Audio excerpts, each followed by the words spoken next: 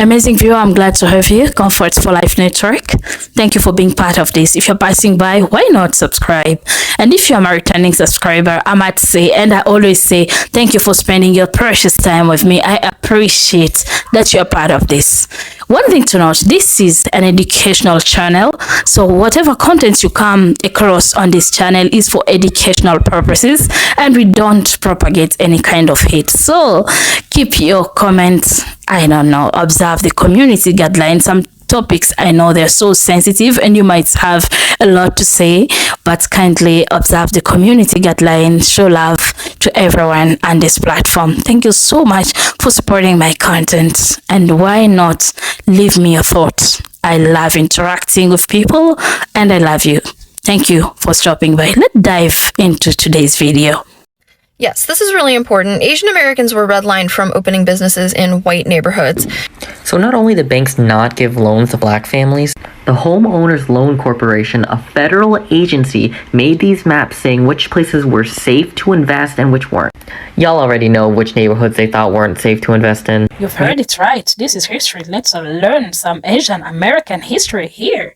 So, Asian American were redlined. You've heard it right. They were redlined. They were not allowed to open businesses in white neighborhood. And why? Yeah, of course, because American, they didn't want Asian American profiting off the white people in their neighborhood. So what did they do rather? There is this statement made here that I would want you to revisit and tell me what you think.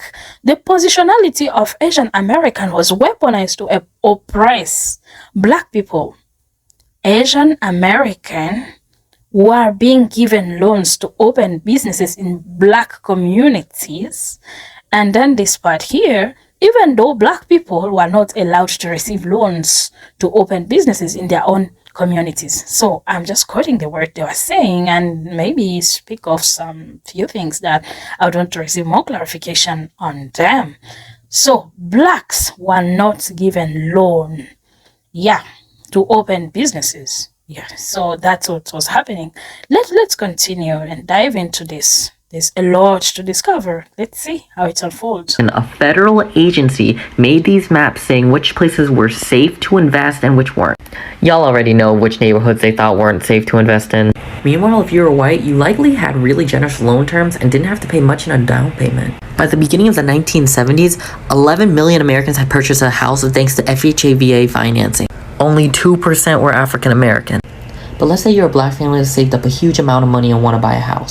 Then you run into racial covenants. These were legal documents that prevented black, Asian, Latinx, and Jewish people from purchasing homes in these neighborhoods. So as these white families are paying off their very generous mortgages, the value of their houses are going up. This is equity.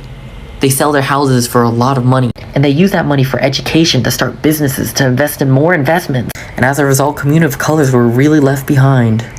White people didn't want Asian Americans operating in their neighborhoods and didn't want Asian Americans profiting off of white people. But because the positionality of Asian Americans is weaponized to oppress black people, Asian Americans were being given loans to open businesses in black communities, even though black people were not able to receive loans to open businesses in their own communities. And as I've said before, as a result of this, black wealth is essentially paid out twice when it goes to Asian American businesses. Once when the individual pays for the goods or services, and then again when the Asian American business owner removes the profit from the community. Because usually people open businesses in their own communities, and this is mutually beneficial, where the business owner is making a livelihood off of providing goods and services to their community. And by being a member of the community, they're contributing and they're investing back into the community. This is an ideal situation, and that is not what happens with Asian American businesses operating in black communities. Did you just tell a black person why not go start a city, as though black people didn't do that countless numbers of times, only to have their cities burned, destroyed, flooded, and the residents massacred, like Central Park, Lake Lanier, and Tulsa? Because in an earlier comment, you told me to go start a city, as though Asian Americans didn't do that dozens of times, only to have their cities burned, destroyed, and the residents massacred. San Jose Chinatown was destroyed 7 times. That's why there isn't one there now. Not to mention, indigenous people had all of Turtle Island until, well, you know. Asian American businesses have been operating in black communities for 60 years. I'll say it again. The Civil Rights Act passed in 1964, and the United States opened the door to Asian immigration in 1965 to put immigrants in the way of Black people. And this idea that the tension between business owners and customers is one of mutual cultural misunderstanding that could be overcome if they just got to know each other better, the time for that has long passed. And as I've said before, the problem with framing the misunderstanding as mutual is where one demographic owns the businesses and the other demographic has to pay. There's no mutuality. There is a power imbalance. The only situation that I could see being beneficial at this point would require Asian Americans to be willing to leverage their ability to secure the business loans, to secure supplier accounts, and to attain business licenses, to open in Black communities specifically to hire Black people to work in the businesses and to provide the professional development opportunities so that Black people can become the leadership in the businesses in their communities. But I don't have a lot of hope that Asian Americans are willing to do that because the Asian American business owners that we see currently are not even willing to treat their Black customers as human. So I fully support Black people boycotting these problematic businesses in their community. And I want to say that I think another thing that non-Black people aren't aware of is that it is not as simple as boycotting the businesses and putting them out of business and then opening your own to compete. Because the system will find ways to still not give them the loans or rezone them so they can't open a business or not grant the business licenses. And suppliers are literally conspiring against Black people who have managed to open a business in their own community to not supply to them because they don't want Black people competing with the Asian American owned businesses in the community. So I wish that I had more to offer in the way of solutions, but I really don't. But please do not gaslight Black people with respect to what the issue is. So redlining is not law. It's not that there were laws on the books in the United States that said that Asian Americans could only open businesses in Black neighborhoods. Redlining came about in the 1930s during the New Deal era when the government was offering government-insured mortgages to homeowners as a form of financial support. And in order to determine which properties and homeowners could qualify for these mortgages, a series of maps was created in over 200 cities that ranked neighborhoods A through D. A being the least risky and therefore the most likely to qualify for these mortgages, D being the most risky and therefore not qualifying for these government-insured mortgages. And not surprisingly, the neighborhoods that were ranked D were neighborhoods that had a high population of Black residents. Since then, redlining has come to refer to a set of discriminatory practices in real estate, such as restrictive covenants that say that a property can only be sold to or rented to certain people, to real estate agents steering people into certain neighborhoods by only showing them those neighborhoods or telling them that there is only availability in those neighborhoods, and also financial institutions only granting loans for certain people to own in certain neighborhoods. And there were laws in the United States that prevented Chinese and Japanese people from purchasing and leasing property. And from about 1900 to the 1960s, a lot of restrictive covenants that targeted Black people also targeted Chinese and Japanese people. But with respect to the United States opening the door to Asian immigration in 1965 and the proliferation of Asian American-owned businesses in Black neighborhoods, that was not by law so much as by redlining.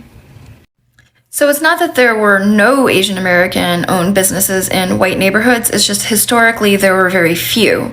And the reason why there are a lot now is as Asian countries became more economically and politically powerful, it benefited the United States to ally themselves with those countries and therefore to become more accepting of Asian Americans in white spaces. So the whole redlining thing was to stand in the way of African Americans who are in America at that time.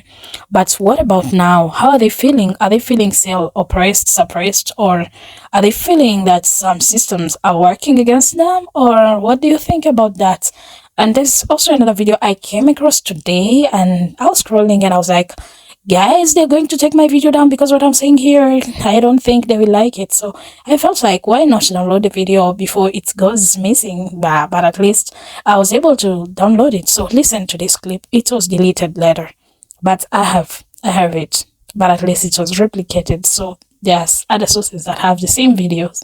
So yeah, it's a recent thing. And I don't know why when people want to voice about something that is oppressing them, it's always been taken down. So nobody wants you to talk about your oppression.